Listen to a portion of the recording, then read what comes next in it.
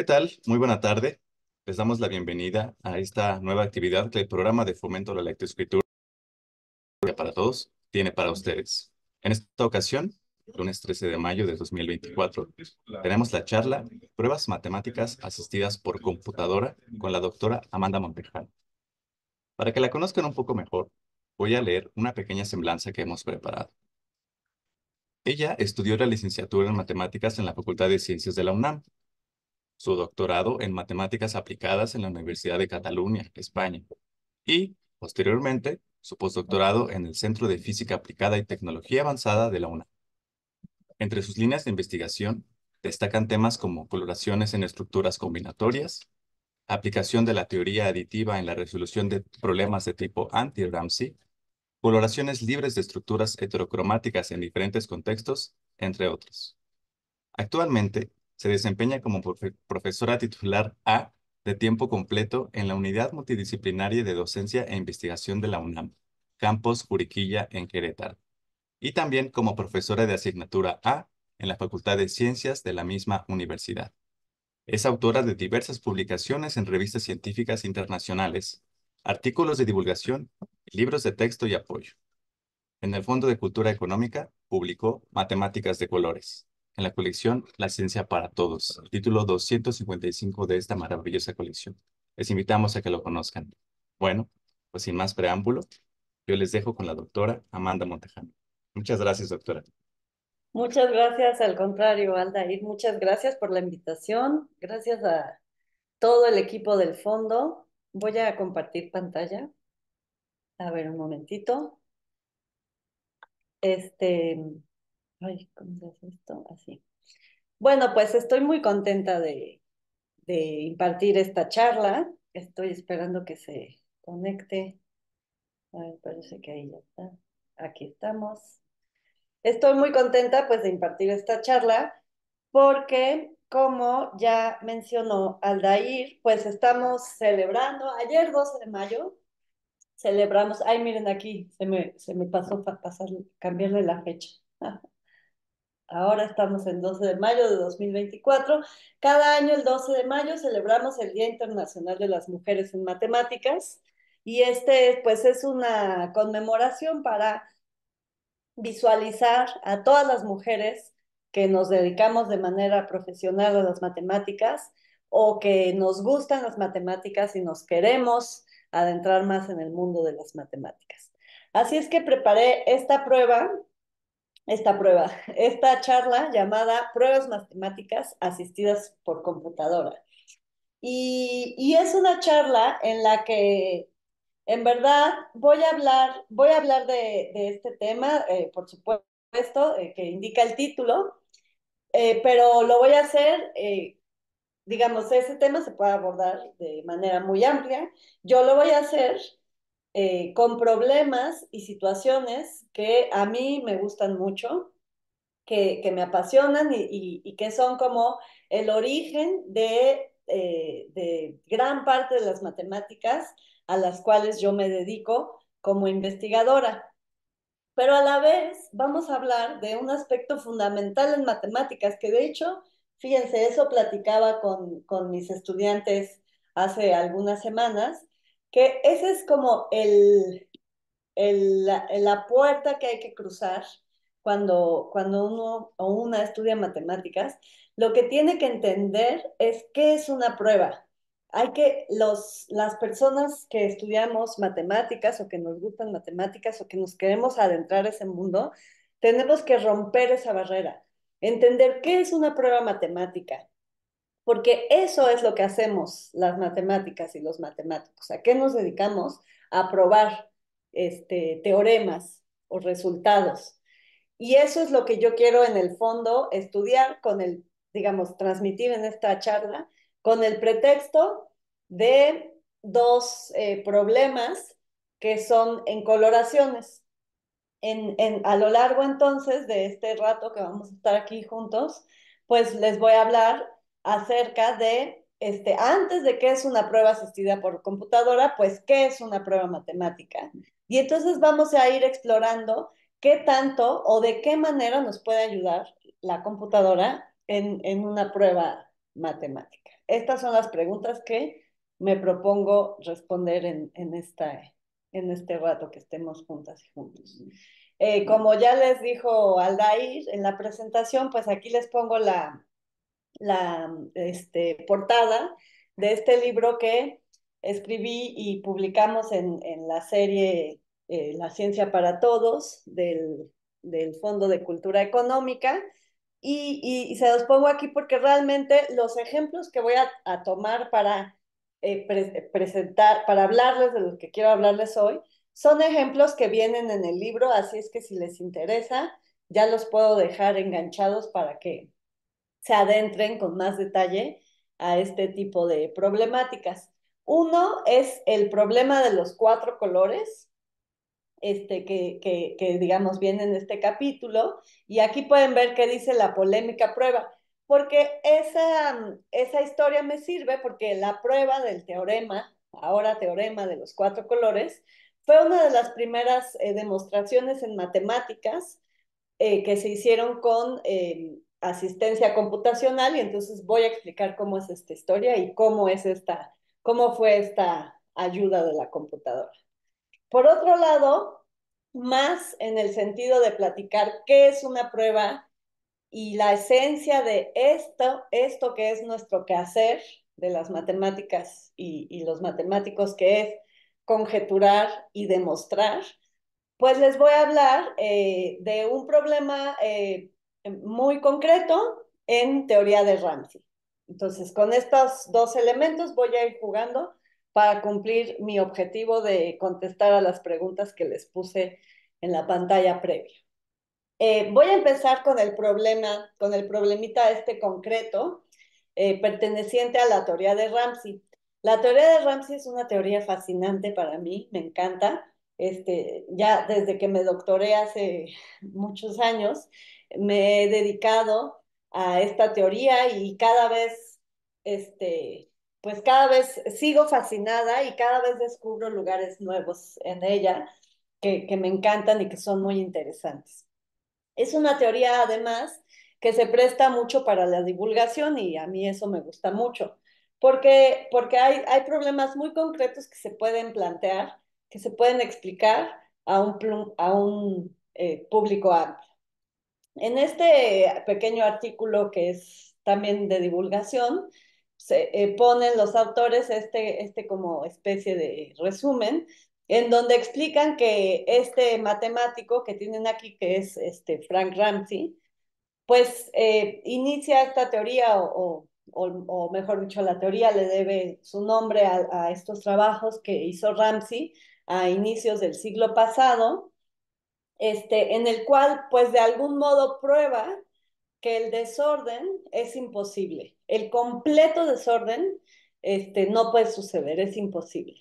Siempre que tengamos un universo suficientemente grande de números, de puntos, de objetos matemáticos, hay diferentes contextos en los cuales se puede establecer esa teoría. Siempre que el universo sea suficientemente grande, entonces vamos a encontrar necesariamente una subestructura pequeña que es que está muy ordenada o que es altamente regular. Esa es la filosofía general de la teoría de Ramsey y vamos a comenzar con un ejemplo muy pequeñito. Este es un ejemplo que suele presentarse o estudiarse en cursos de matemáticas discretas, porque pues es una situación muy curiosa que se puede, bueno, vamos a ver qué les parece. Resulta, esta es, digamos, la manera coloquial de plantear el problema.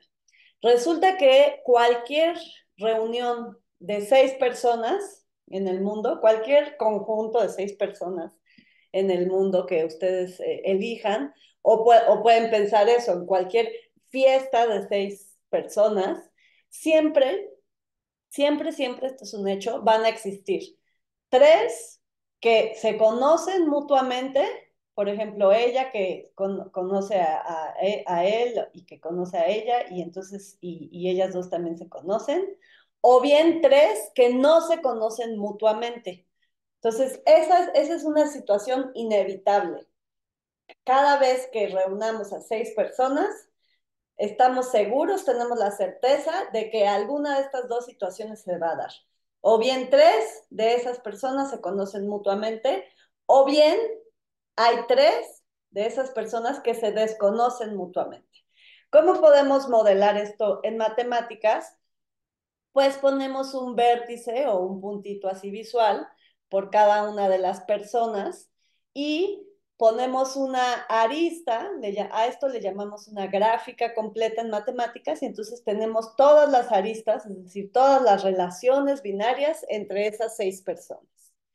Y a todas esas aristas o conexiones o relaciones, como le quieran llamar, eh, pues le vamos a asignar un color, uno de 2 colores, según si se conocen o no se conocen las personas. Por ejemplo, aquí estoy suponiendo que este personaje pues no conoce a nadie, y ya entonces le pongo color morado. Este otro personaje que está aquí, pues resulta que no conoce a este, pero sí conoce a todos los demás. Y así este con este no se conocen, eso es lo que denota el morado, y con el verde pues sí se conocen. Y esta es una situación particular de estas 6 personas.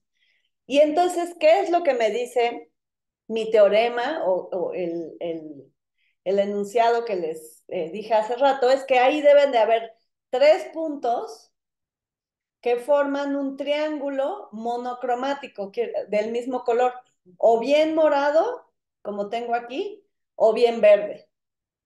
Y ustedes pueden decir, bueno, ya que tengo este triángulo morado, bueno, ¿qué pasaría si esta arista fuera verde y la cambian y la ponen verde? Ah, pues entonces encontrarían por ahí otro triángulo o verde o morado. Por ejemplo, aquí ya tenemos otro verde de entrada, ¿no? Y entonces, ese es el chiste. ¿Cómo podemos probar qué sería una prueba de este hecho matemático? O sea, yo les estoy diciendo que esto es verdad, pero ustedes, como seres humanos inteligentes, pues tendrían que dudar de mí y convencerse por sí mismos. Porque, o sea, ¿qué tal si los estoy engañando? ¿Qué sería lo primero que intentan hacer? Pues dibujar los 6 puntitos, intentar hacer una coloración, eso se llama una coloración, en donde no aparezca un triángulo monocromático. Y van a estar ahí horas y horas. Y después de un rato se van a dar cuenta de que no se puede. Pero ¿cómo pueden estar seguros de que eso no se puede? ¿Qué tal si le invierten otras 3 horas y encuentran un ejemplo de coloración parecido a este, en donde no haya un triángulo verde y no haya un triángulo morado? ¿Cómo pueden estar seguros? Entonces, eso es lo que hacemos las matemáticas y los matemáticos cuando trabajamos. Nos planteamos un enunciado, ¿no? Algo que puede suceder o no, intentamos o refutarlo o confirmarlo con una demostración. ¿Qué es una demostración? Pues una argumentación. En este caso, que tenemos tan poquitas personas, a alguien se le puede ocurrir, bueno, pues ya estoy harto de hacer intentos, lo voy a hacer metódicamente, taxonómicamente. Yo digo, voy a poner todas las coloraciones, ¿cuántas pueden ser? Todas las posibles, desde todo verde hasta todo morado, pasando por todo el universo. Esto lo voy a pensar como mi universo de coloraciones. Voy a poner cada una, incluyendo esta, debe de estar por aquí, y todas las posibilidades. Y me voy a ir con toda la paciencia del mundo verificando una por una. Entonces, aquí les puse cuántas coloraciones hay de esta gráfica completa, de las aristas de esta gráfica completa. Como tenemos 15 aristas y 2 colores, vamos a tener 2 elevado a la 15 diferentes objetos o coloraciones aquí en este universo. Este número son 32.768. Y pues qué flojera. Ustedes dirán, híjole, pues me voy a tardar muchísimo en revisarlos todos y en dibujarlos todos. Pero ¿qué podemos hacer? Podemos hacer un programa y decirle a la computadora, con ese programa, por favor, computadora, verifica esto por mí. Y entonces, en unos segundos, la computadora, porque la computadora para eso las inventamos, ¿no? Son rapidísimas, me va a decir, sí, sí tenías razón, todas las coloraciones tienen un triángulo monocromático. O me va a decir, no, Amanda, no, fíjate aquí, por aquí encontré un ejemplo que no lo tiene. Y entonces ya me ayudó la computadora. Bueno, eso se puede hacer. Eso sería usar la fuerza bruta, verificar cada una de estas cosas. Pero ese camino no nos va a llegar no nos lleva muy lejos. Por ejemplo, ¿qué tal si en vez de querer encontrar tres personas que se conocen mutuamente o bien tres personas que se desconocen mutuamente, yo quiero encontrar cinco personas que o bien se conocen entre ellas mutuamente o no se conocen entre ellas mutuamente? Pues entonces, en la fiesta pues va a tener que ser más grande. Podría decir, bueno, que sea una fiesta de 45 personas. ¿Será cierto que en cualquier reunión o fiesta de 45 personas yo puedo encontrar o bien cinco que se conocen mutuamente o bien cinco que se desconocen dos a dos mutuamente? Pues ese es un problema que planteamos, pues es una curiosidad. En matemáticas lo que nos mueve es la curiosidad. Y ¿por qué no? Nos podemos obsesionar por saber si esto es verdad o no es verdad. En el lenguaje matemático, en la traducción de digamos, especie de modelo a la situación de la fiesta, lo que queremos saber es si es cierto que toda dos coloración de las aristas de una gráfica ahora más grande con 45 vértices contiene una copia de cinco vértices, que sea monocromática.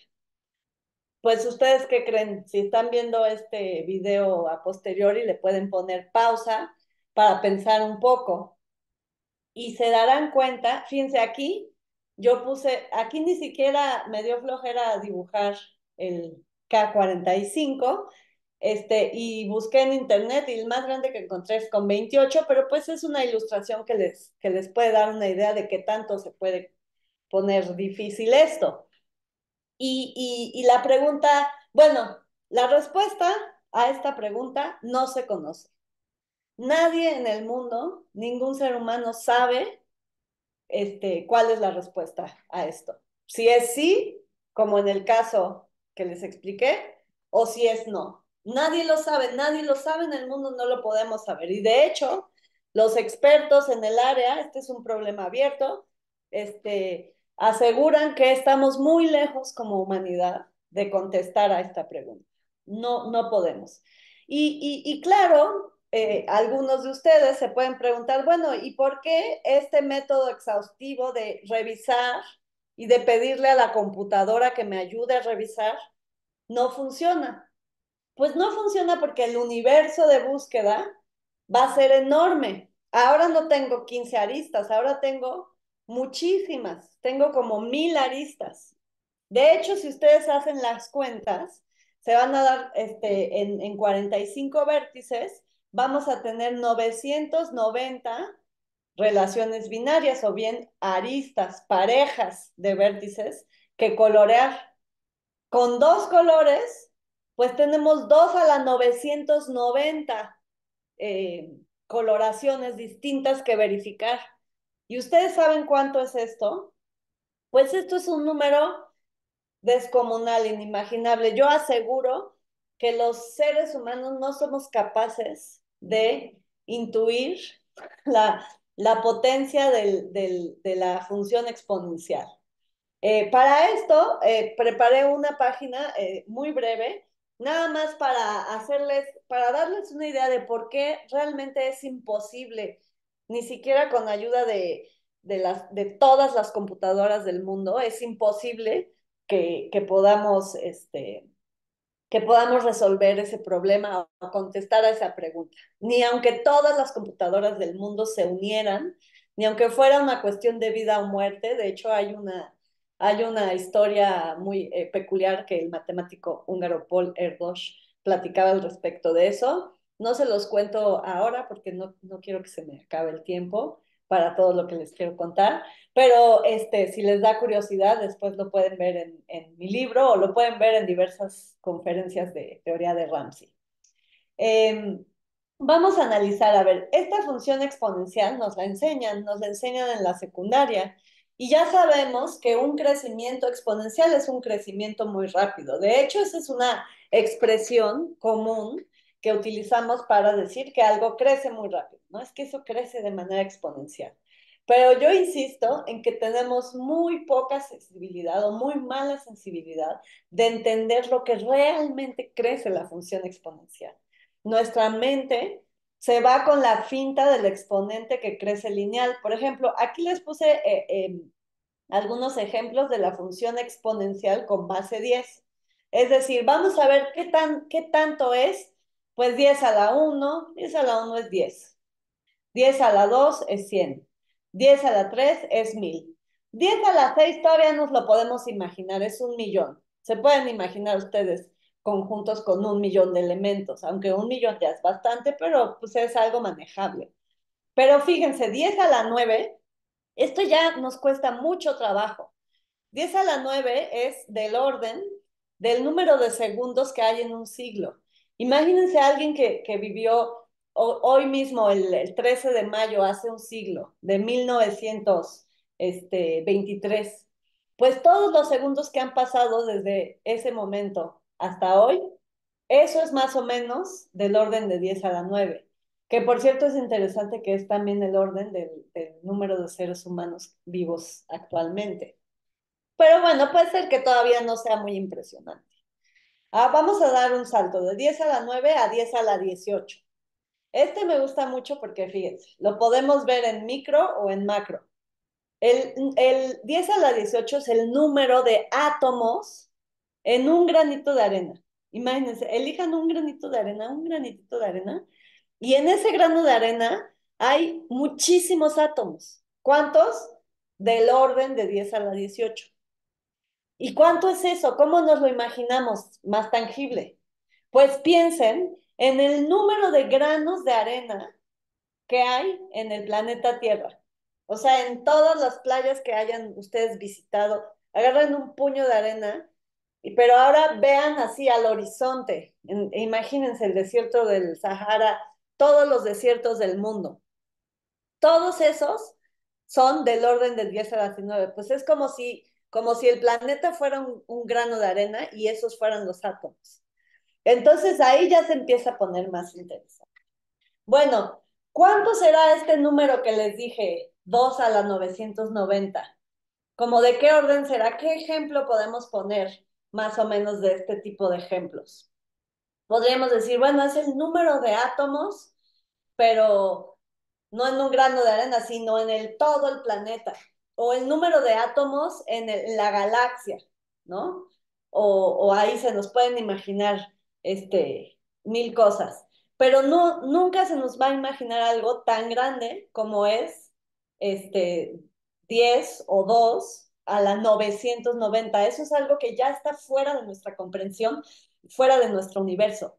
Porque fíjense, tan solo pensar en el número de átomos que hay en el universo, en todo el universo, yo no sé cómo hacen los colegas físicos para hacer estas estimaciones, pero esto lo pueden verificar. El número de átomos en el universo es 10 a la 80. Cuando yo vi esto la primera vez, ay, me pareció tan poquito. ¿Cómo puede ser? Claro, me pareció poquito porque mi cerebro no está diseñado para comprender la función exponencial y se va con la tonta idea del exponente y como que dice, bueno, de 18 a 80 no hay mucho, pero fíjense lo que significa eso en el exponente. Bueno, ya me tomé mis minutos para explicar por qué es imposible atacar este tipo de problemas de una manera con fuerza bruta. Voy a poner una pausa en este problema. Voy a regresar, aquí, a ver un momentito. Voy a regresar a esta situación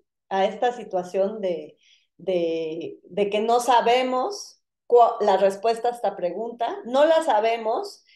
Ya expliqué por qué es imposible atacarla de la misma manera que esta. Sin embargo, hay otras maneras de atacar este problema, que son utilizando más que la fuerza bruta y la potencia de una computadora, utilizando la inteligencia humana. Y voy a explicarles, de hecho, que esta respuesta sí la sabemos cuando cambiamos aquí el número, ponemos, por ejemplo, 48. Entonces, es extraño que a veces sí sabemos y a veces no sabemos. Voy a regresar a esto en un momento, pero vamos a hacer una pausa, o mejor dicho, vamos a eh, cambiar al otro problema que les dije, que es el problema histórico con esta prueba famosa, relevante, que fue una de las primeras que llamó mucho la atención en matemáticas el siglo pasado, en la segunda mitad del siglo pasado, por haber sido una prueba asistida por computadora. Pero pues voy juntando las ideas, dejo en pausa mi problema de teoría de Ramsey, les voy a platicar esta historia y vamos a reflexionar un poco más acerca de lo que es una demostración en matemáticas. Les voy a poner otro problema. Fíjense, ahí tienen en pantalla la República Mexicana con sus 32 estados. Y les voy a pedir que, imagínense que yo soy la maestra y les pido que iluminen el mapa. Cada estado tiene que ir de algún color y la única regla que yo les pido es que, por favor, si dos estados son vecinos, comparten una frontera, pues que tengan diferente color. Por ejemplo, si yo ya le asigné el rojo a Baja California Sur, pues Baja California tiene que ser de otro color que no sea rojo. Y entonces, pues les pido que coloren así todo el mapa. Y la pregunta que nos hacemos en matemáticas, pues es, bueno, primero, ¿será posible colorear este mapa con dos? Pues rápidamente, con dos colores, por ejemplo, azul y rojo, rápidamente nos damos cuenta de que no, porque, por ejemplo, aquí fíjense, si San Luis Potosí es azul, pues Querétaro ya no puede ser azul, le ponemos rojo, pero ¿qué nos damos cuenta? Ah, no, pues que Guanajuato ya no puede ser ni azul ni rojo, porque es vecino a ambos. Entonces necesitamos un tercer color. Y ahora sí viene la pregunta. ¿Será que podemos colorear con tres colores este mapa? Continuamos ahí coloreando, a ver si podemos con tres. Que ustedes que creen nuevamente, si están viendo este video a destiempo, le pueden poner pausa y pensar un poco en el problema. Si no, bueno, ya les adelanto que esto no es posible con tres colores. Hay una situación aquí en el Estado de México. A ver, déjenme, voy un poco atrás para quitar esto. Fíjense, el Estado de México, azul. Hidalgo, verde. Tlaxcala, verde no puede ser ni azul, ¿no? Porque esto es Estado de México. Ni verde ni azul, rojo. Y ahora en, fíjense en Puebla, colinda con Hidalgo, colinda con Tlaxcala y colinda con el Estado de México. No puede ser ni verde, ni rojo, ni azul. Entonces necesito un cuarto color, tiene que ser amarillo. Y continúo. Entonces, ¿ya puedo colorear con cuatro?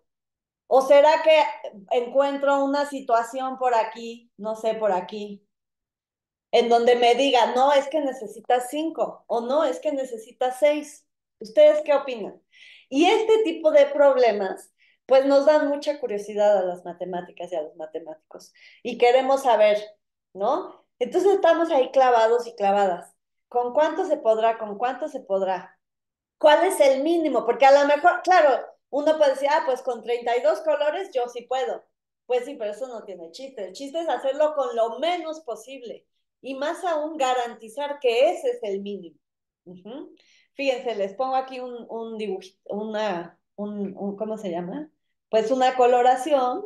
Les pongo un ejemplo del mapa coloreado que me hizo mi hijo, que le quedó muy bonito, que es con 4 colores. Y ustedes lo pueden verificar ahí, también le pueden poner pausa, que lo hizo muy bien.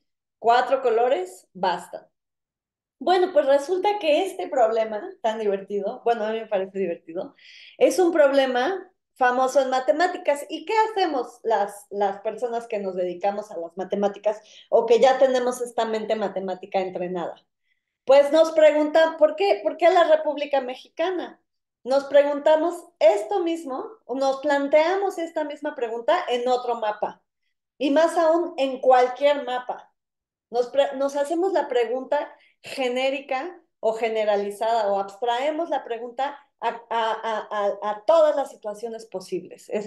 ¿Habrá un mínimo número de colores con el que yo pueda colorear cualquier mapa real o imaginario, con cualquier número de regiones? Uh-huh. Pero, o sea, no tiene que ser un mapa que exista, ¿no? De un país, puede ser cualquiera que yo me invente. Puede tener muchísimas regiones. ¿Será que este mínimo depende del número de regiones? ¿O depende de qué tan intrincadas estén esas regiones? Pues es interesante, ¿no? Pues resulta, a mí me parece sorprendente que no, que algunos seres humanos así en la antigüedad se plantearon este problema y les pareció muy importante y empezaron importante no, interesante, muy curioso, muy interesante, y empezaron a sospechar que quizás todos los mapas se pueden colorear de esta manera propia que les expliqué, con la única regla obvia de que regiones vecinas reciban distinto color. Resulta que parece ser que todos los mapas se pueden colorear con 4 colores. Inténtenlo nuevamente ustedes. ¿Qué haríamos? ¿Qué haríamos pues para sentir este problema? Lo que haríamos sería intentar diseñar un mapa con esta situación así del Estado de México y Puebla y Tlaxcala, pero ahora un mapa como de 5, o un mapa así muy difícil, pero que de alguna manera me fuerce a usar 5 colores. Y entonces nos daríamos cuenta, yo cuando era más joven lo intenté, y pues sí me empecé a dar cuenta de que no se puede, no se puede. Les invito a que lo intenten. Y fíjense, este problema tiene una historia muy larga. Aquí les puse un documento histórico. Esta es una carta fechada en octubre 23, me parece, del 52. ¿Pero de qué 52? De 1852. Este documento me encanta, este lo pueden encontrar en internet. Es la primera, pues es el documento histórico más antiguo en donde se reconoce el problema de los 4 colores, porque este problema se le puede ocurrir a cualquier persona, se le puede ocurrir a alguien en un lugar del planeta, a otra persona en otro lugar del planeta, porque todos los seres humanos tenemos una cabeza lógica e inteligente y tenemos curiosidad. Bueno, pero el documento escrito más antiguo que se conoce, donde se habla de este problema, es este de 1852, en donde el matemático de Morgan le escribe a su amigo, otro científico de esa época que se llamaba Hamilton, a estos personajes son pues, notorios en el desarrollo de las matemáticas y de la física. Lo pueden reconocer por las leyes de Morgan. Este es el Hamilton, el de los cuaterniones. Y entonces le escribe una carta, esta carta es preciosa, en donde le platica el problema, y le platica de hecho que ese problema se lo planteó a uno de sus alumnos. Yo en el libro me permití hacer una traducción libre de esta carta, que en este momento pues no voy a leer, pero solo quiero enfatizar esta frase que me encanta. Le explica el problema y le dice cómo ha intentado hacer esta situación que obligue a los 5 colores y cómo no puede. Y me gusta como dice aquí al final, fíjense, dice, entre más lo pienso, más evidente me parece. Y ustedes pueden hacer ese ejercicio de convencerse de que realmente todo mapa real o imaginario se puede colorear con 4 colores.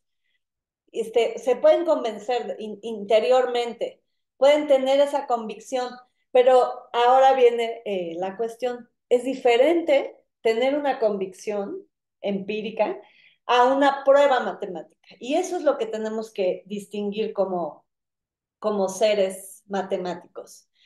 ¿Qué es una intuición? ¿Qué es una convicción? ¿Y qué es una prueba?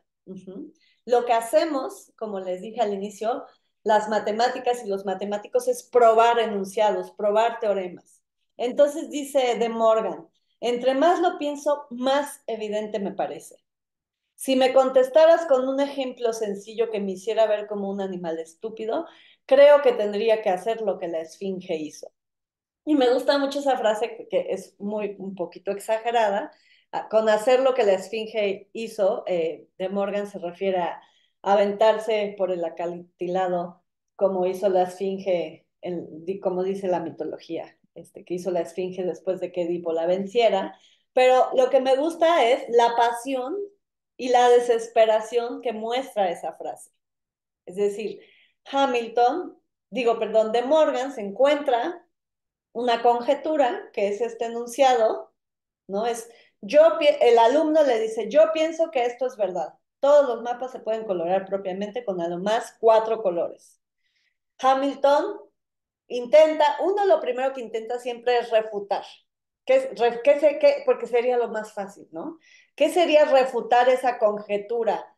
Con un contraejemplo, pues sería encontrar un dibujito en donde le digas, mira, aquí si le dibujas se necesitan 5. Así como yo les enseñé con el mapita.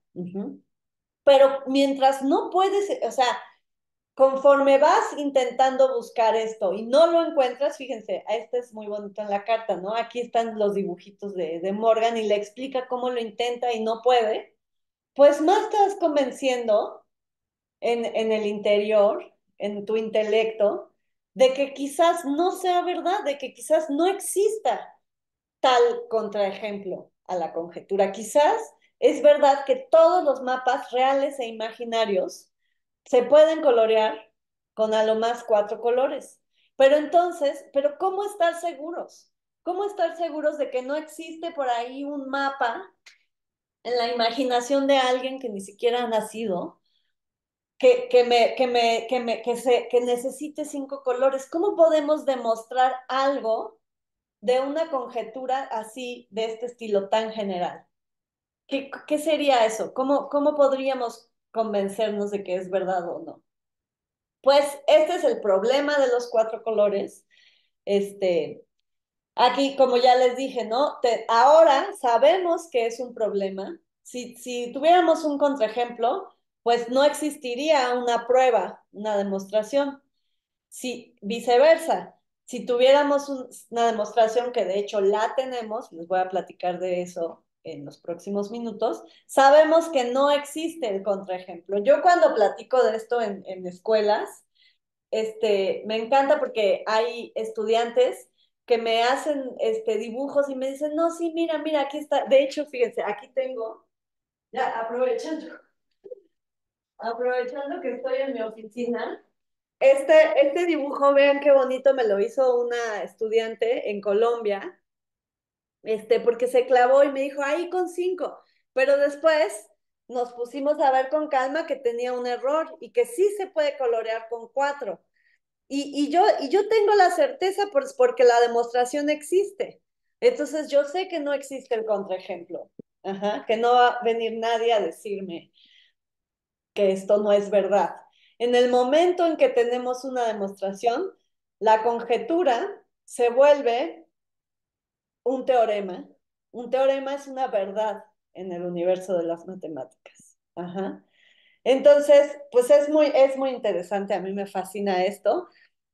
Aquí voy a conectar con el problema que les planteé hace un momento de las coloraciones, de las aristas de una gráfica completa o de qué tan grande tiene que ser una fiesta para encontrar 5 que se conocen mutuamente o se desconocen mutuamente.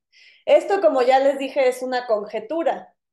No sabemos, en este caso sí, efectivamente no sabemos, definitivamente no sabemos si esto es verdad o no. Es decir, si existe un ejemplo de 45 vértices, una coloración específica en donde chequemos todos los triángulos y ninguno sea monocromático, o si existe una argumentación que nos diga, sí, esto es verdad. Ajá. No sabemos y no nos puede ayudar la computadora por el tamaño de casos que tendríamos que verificar. Y no se nos ocurren atajos ni siquiera para reproducir esos casos. Entonces, es muy interesante. Esto no se sabe y sin embargo, esto sí se sabe. Con 45 no se sabe, con 48 sí se sabe. ¿Por qué? Pues porque el 48 tiene características que el 45 no tiene y porque podemos reproducir un argumento muy sencillo que les voy a platicar que sirve para probar este teorema. Entonces, les he hablado de estas conjeturas, de esta ansiedad de saber, de no saber, al respecto de dos problemas y de esta exploración de qué es una demostración. Fíjense, es muy curioso porque no hay, ahora sí que no hay una definición formal de lo que es una demostración. Explicar qué es una demostración es un problema más filosófico, pero yo diría que una demostración es una cadena de argumentos, o sea, una explicación que sin lugar a dudas te pueda convencer de que algo es verdad. Entonces voy a intentar hacerte una demostración de este teorema. Yo les dije al inicio de la charla que, pues, si ponemos aquí todas las 26,000 o ya 56,000, ya no me acuerdo, de diferentes coloraciones, ajá, con dos colores de las aristas de K6, siempre todas iban a tener un triángulo monocromático. Pero les dije que se podía verificar por computadora, pero pues no creo que en este momento nadie se haya puesto a programar para verificar eso. Les voy a presentar en este momento un argumento pequeño para convencerles, a ver si puedo, de que esto es un teorema. Es decir, les voy a dar una demostración. Y esto no va a ser una demostración, o mejor dicho, será una demostración en el interior de cada quien, de acuerdo, así el argumento los convence o no los convence de manera irrefutable de la veracidad de este enunciado. Entonces, ahí les va.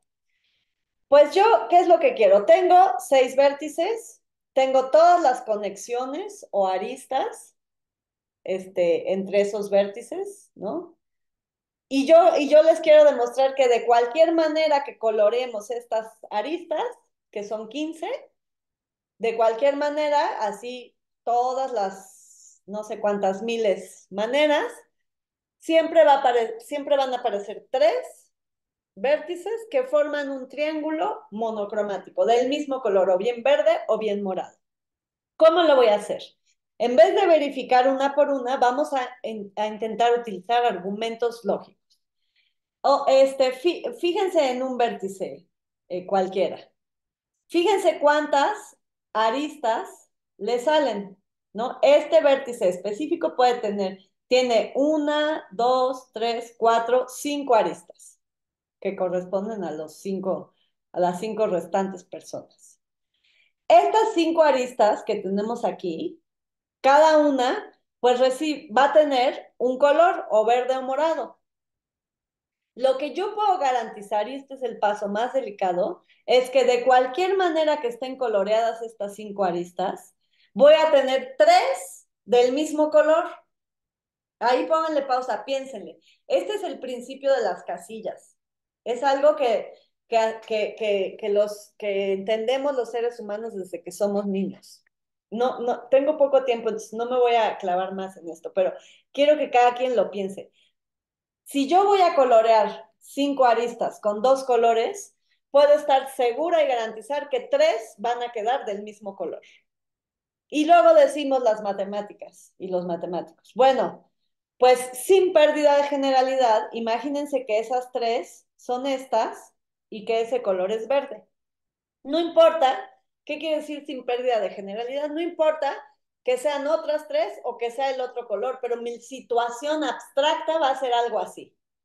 ¿Y ahora qué pasa? Ahora me tengo que ocupar, ay, perdón, me tengo que ocupar, ay, no, ¿qué es eso? Bueno, chivos, ya me fui bien lejos. Un momentito, aquí. Estoy en esta situación. Ahora me quiero fijar en estos tres vértices, que son los extremos de mis tres aristas que son de un mismo color.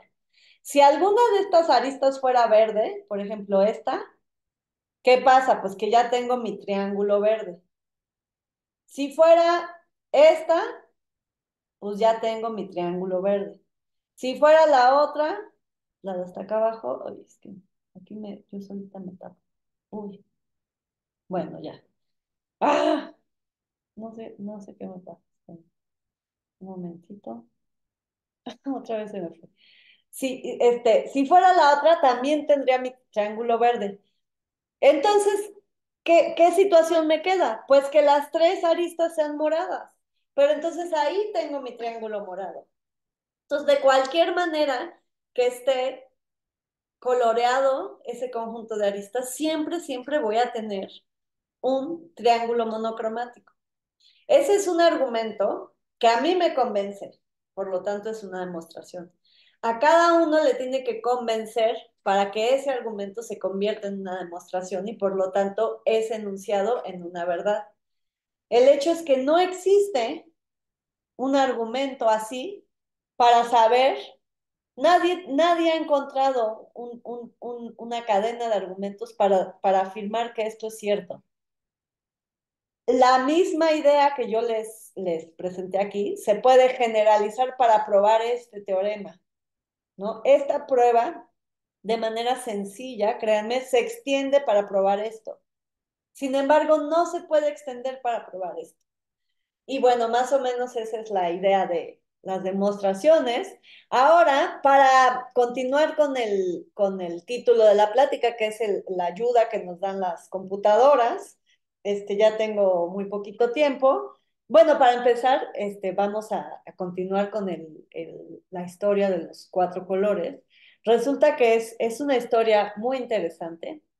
Nada más les conté el inicio de la carta, pero es una historia muy larga que fíjense que dura. De Morgan y Hamilton murieron antes de saber si esa conjetura era verdadera o falsa. Es decir, ellos se quedaron con la duda de si todo mapa se puede colorear con cuatro o no. Aparecen otros muchos personajes de los cuales abro en el libro y suceden cosas muy interesantes que no voy a abordar. Al grado de que en 1975 la conjetura ya era muy famosa y pues ya era, como dicen, ya es que ya no se sabía si reír o llorar de que no se hubiera podido probar ese teorema. ¿Cómo puede ser que no encontremos entre todos los seres humanos una cadena de argumentos que nos diga sí o no a esa pregunta? En 1975, un matemático hizo el Día de los Inocentes, hizo la broma de que este era un contraejemplo, pero pues claro que resultó que no lo era. También platico de ello en el libro. Y finalmente, en 1977, se encuentra una prueba. Se prueba el teorema de los cuatro colores. Pero ¿cómo es esa prueba? Es una cadena de argumentos que yo les pueda enseñar en una charla como esta. No, es una cadena de argumentos. Bueno, ¿qué hacemos los profesionales de las matemáticas cuando encontramos una prueba? Escribimos un artículo, escribimos ahí nuestra prueba y después se va a una revista, se publica y toda la comunidad puede leer y revisar esa prueba y reproducirla. Bueno, en 1977, estos tres matemáticos, Appelhaken y Koch, publicaron tres artículos. De hecho, Apple y Haken aparecen en ambos. El tercer autor solo en uno de los dos, no recuerdo. dos artículos muy largos para hacer artículos de matemáticas, 61 páginas y 76, donde presentan la prueba del teorema de los cuatro colores. Pero además de esos dos artículos viene un suplemento de 450 páginas donde muestran unos dibujitos y explican digamos, y ponen los programas que usaron para verificar todos los casos particulares, que eran más de 1,600 o 700.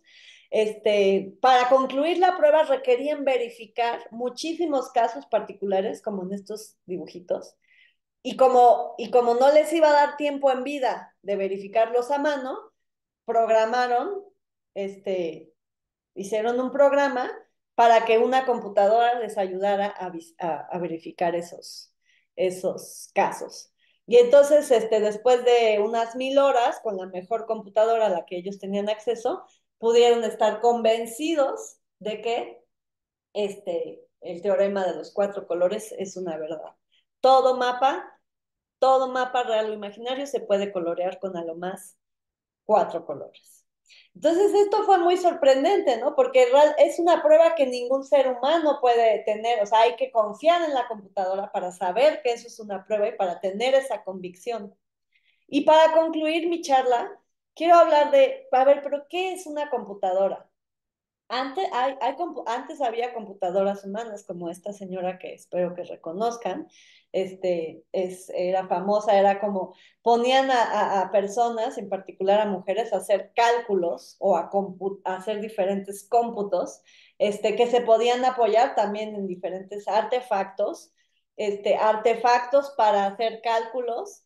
Hemos tenido desde la antigüedad, y estos artefactos han ido evolucionando y se han hecho cada vez más complejos y más potentes. La computadora humana tal vez sí pudiera ayudarnos a resolver problemas, porque la mente humana, lo que quiero es distinguir entre la mente del ser humano y la máquina que el propio ser humano diseña para ayudarse. Es muy interesante. Esto va evolucionando. También tenemos ahora software, ¿no? No solo calculadoras o computadoras, sino todo el software que nos ayuda a entender cosas, a hacer cálculos y a computar diferentes situaciones bueno, que nos ayudan. Lo que ellos hicieron fue, como les digo, reducir el problema. Esta foto me gusta mucho, son todos sus dibujitos.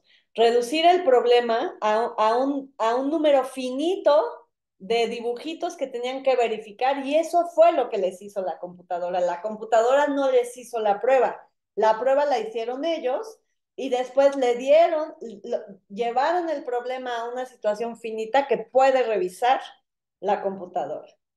Eh, Finalmente, para concluir, hay otras maneras en las que ahora nos ayuda la tecnología. Por ejemplo, el apoyo de tablas o listas, como las tablas de logaritmos o de identidades trigonométricas. En la antigüedad ayudaban mucho, y pues eso estaba en los libros. Ahora tenemos el Internet, tenemos enciclopedias online de muchos datos, de muchas cosas que utilizamos las matemáticas y los matemáticos para hacer nuestras investigaciones. Además de todo el software, los datos que tenemos ahí accesibles, para todos en el Internet. Eso es algo también de gran ayuda. Hay una plática. Entonces, ahora, ¿en qué estamos en el futuro? Comprendemos que las computadoras nos pueden ayudar, pero nos queda la pregunta o el sueño. Y nos pueden ayudar a eso, a contar, a calcular, a verificar casos. Pero, ¿y no será que nos pueden ayudar a diseñar pruebas o a verificar si algo es una prueba? Y ese es el verdadero futuro, esa es la verdadera frontera.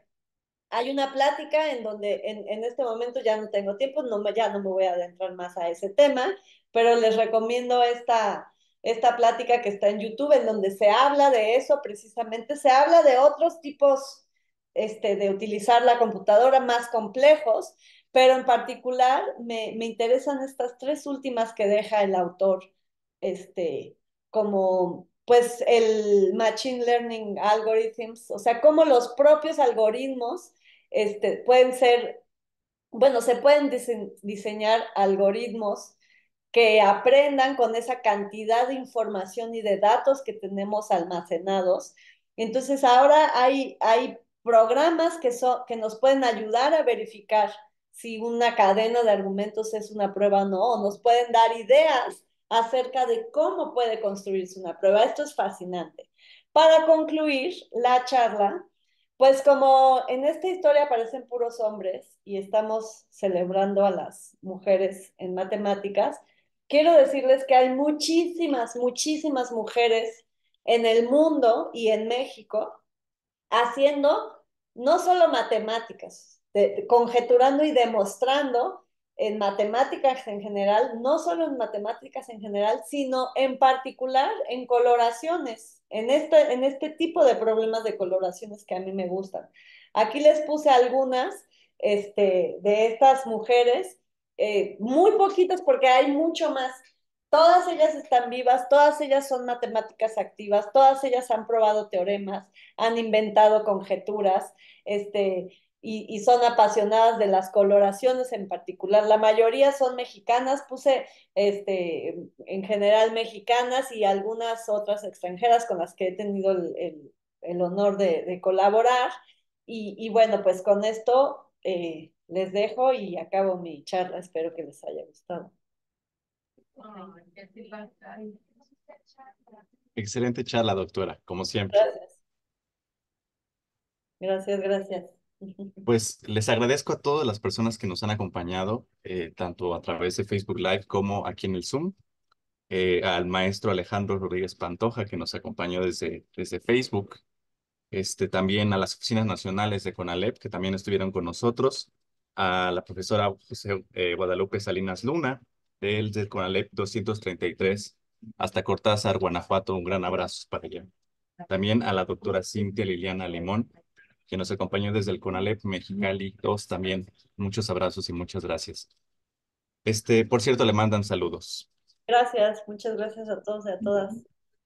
Pues ha sido un placer, doctora, escucharle en el marco justamente del Día Internacional de la Mujer en las matemáticas. Eh, es como, nos ha dejado como con un gran panorama por delante. Y a mí me gustaría pues invitarles a todas las personas que nos acompañaron también por aquí y los que nos están viendo en YouTube que pues nos escriban en los comentarios sus opiniones, sus ideas.